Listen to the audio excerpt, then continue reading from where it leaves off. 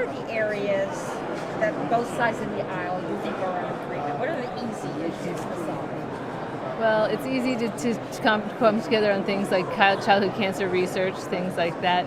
Things involving our veterans, making sure we do right by them is something where we always find broad bipartisan support. So I have no doubt that we'll continue to do that on things like that.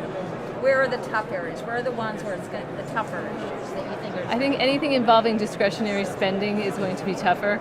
You know, we've already funded the things like the investments in the factories for from the Chips and Science Act. We still have so much more to fund in terms of the workforce and the education development part of it, because that's something I want to see us continue. We authorize it, but we haven't funded it yet. We're still going to have to do that in order to bring the bill to full fruition, because we need the workforce to work in the factories and to build the chips. So things like that are going to be a lot tougher, I think. There was a Washington Post ABC poll that came out yesterday talking about it was 60% of the folks do not believe the president's done much. Speaker numbers were much better in this poll. Divided Congress.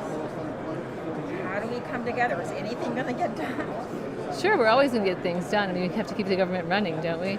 But, you know, it's hard because I think once you get side out of the beltway, I mean, we think of it, we live and breathe this every day, but most Americans, our average Americans, are too busy living their lives to worry about what's happening here on the Hill.